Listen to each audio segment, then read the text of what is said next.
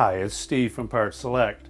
In this video, we'd like to share with you some tips for getting your furnace in top working condition for the upcoming winter heating season. Now, some of the key things that we'll want to look at on your furnace are, first of all, the gas connections. We'll check those for leaks to make sure that we have no problems there. We'll next want to remove the access panel on the front of your furnace.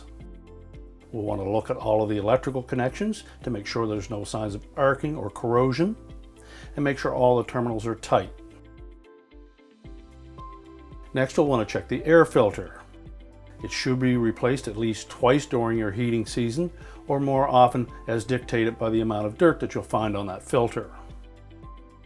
At the same time, we'll inspect the ductwork near the furnace to make sure there are no air leaks, and if so, we'll tape those up with some foil tape.